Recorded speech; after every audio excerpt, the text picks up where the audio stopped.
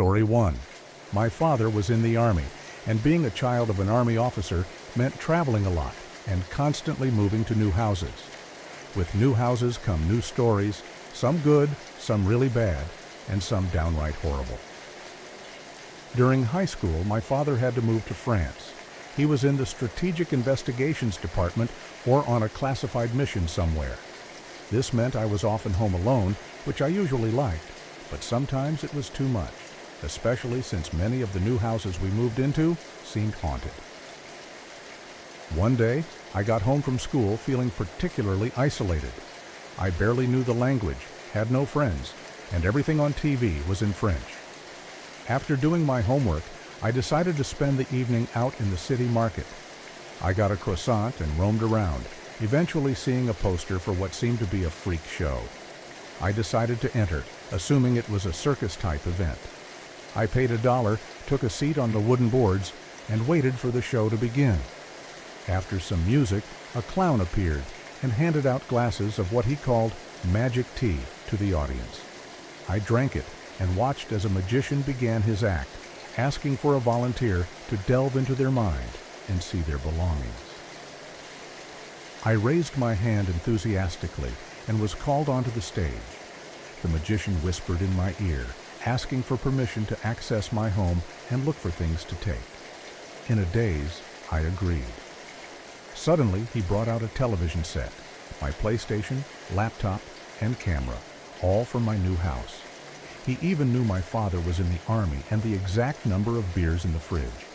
The audience applauded, and the show continued. Exhausted, I dozed off during the show.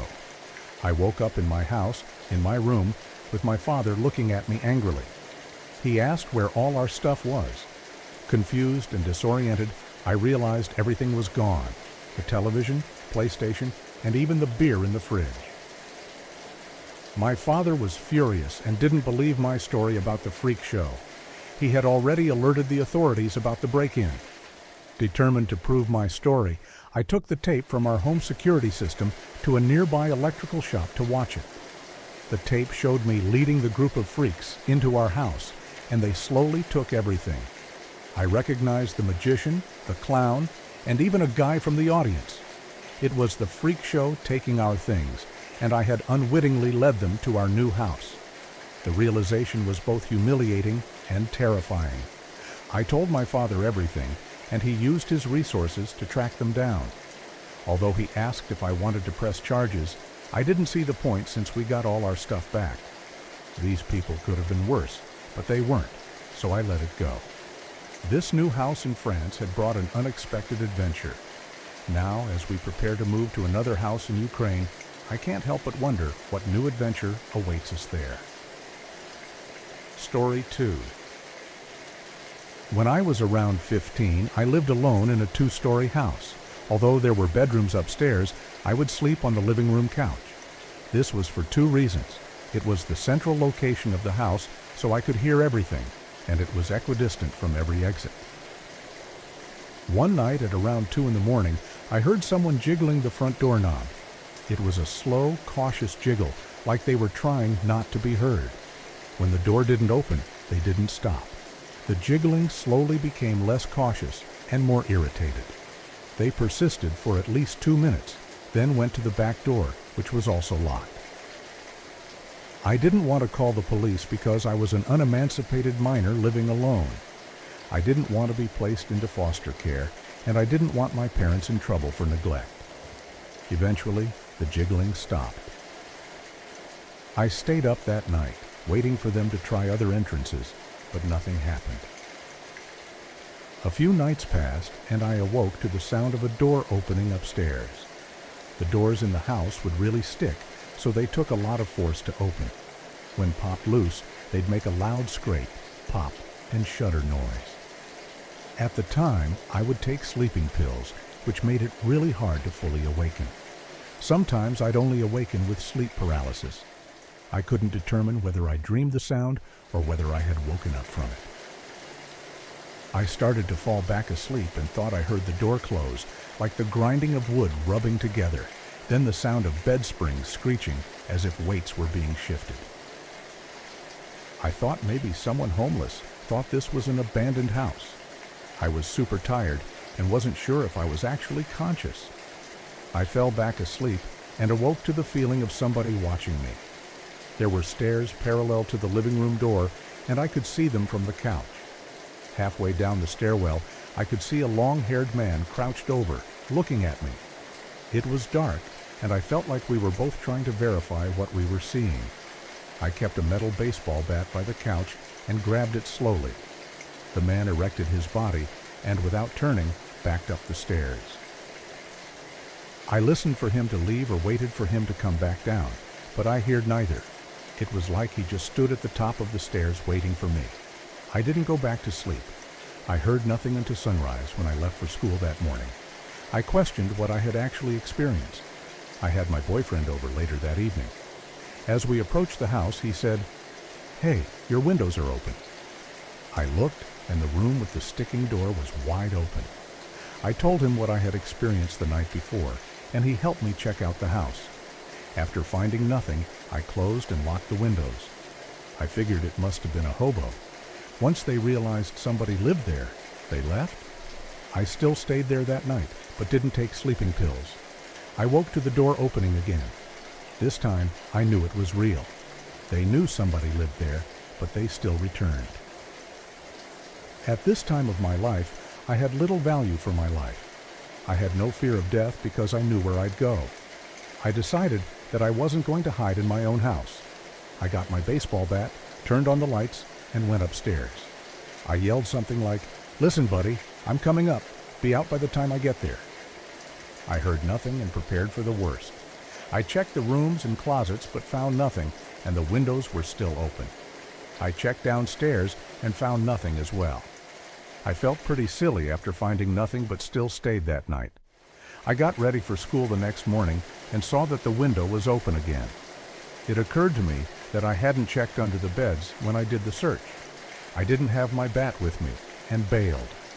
To think that the intruder was possibly hiding under the bed as I searched the house is spooky, but I'm partially relieved that I hadn't checked. If I'd bent down and come face to face with the man beneath my bed, the story might have ended differently. Story 3. I was 18 years old and had just graduated high school 3 months prior.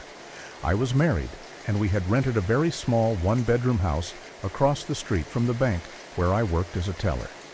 We hadn't lived there very long, maybe a month or so. We were young and barely making ends meet, so there wasn't a lot of decorations or things around the house.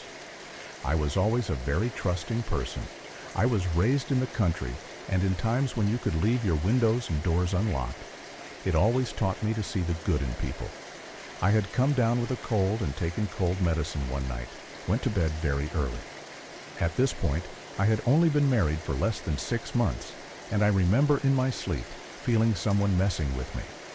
In my half-asleep, cold medicine bogged down head, I started reacting, thinking it was my husband. Then I roused up and opened my eyes. I looked over at my husband, kind of laughing, and said, "What are you doing?" Only to find he was sound asleep, facing the other direction. Puzzled, I looked toward the foot of my bed, where the street light was shining in through the window. There, crouched, was a gray-haired man looking straight at me. It was then I noticed a weird smell, alcohol and food mixed together. I immediately registered that something was very wrong. Out of a natural reaction, I screamed. My husband jumped up, facing me at almost the exact same moment the man jumped up and ran out of the bedroom door. The bedroom door was located right by the head of the bed on my husband's side. Since he jumped up looking at me, he did not see the man run out. He asked me what was wrong, but I was so scattered that nothing was coming out of my mouth that made any sense. He kept saying, "It's okay, you just had a bad dream. Everything is fine." I can't describe the panic I felt inside.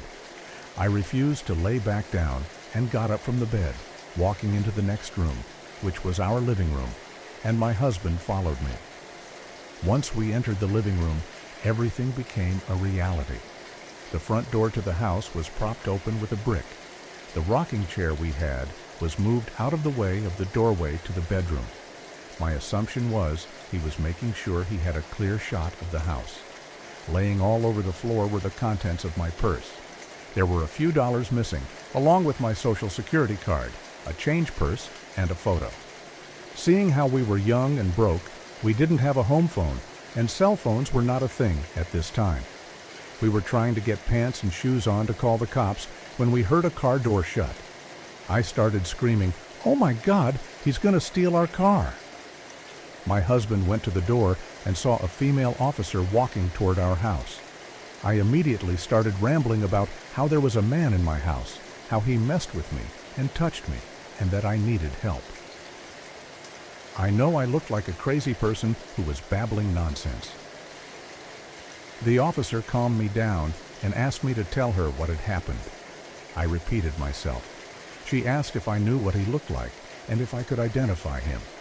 I told her I could. To this day, that man's face and hair haunt my thoughts and dreams. It's permanently in my brain. She then went on to explain that she was making rounds and found a man running across the road suspiciously. She stopped him and was taking him in for public intoxication. When he got into the back seat, he was trying to stuff my change purse inside his pocket. She took it from him and reverse searched my Social Security number to find that I lived just a road over from where this man was picked up. I call it divine intervention. The man claimed I was a friend of his, and he had just left my house not long ago after hanging out. My house was fingerprinted, pictures were taken, and diagrams were drawn. They tested his hands and fingerprints for my DNA. I had to go to court and testify. I found out I was pregnant just a few weeks later, had constant nightmares, and became very jumpy.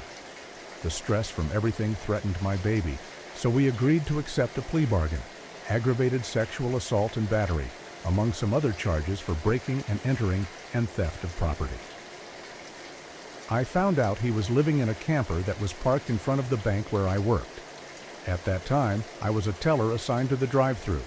I was facing his camper daily. I walked to and from work because it was just across the street and took more effort to drive. Plus, we only had one car. They also found other items from my house inside his camper upon searching it. This confirmed that he had been in my house before.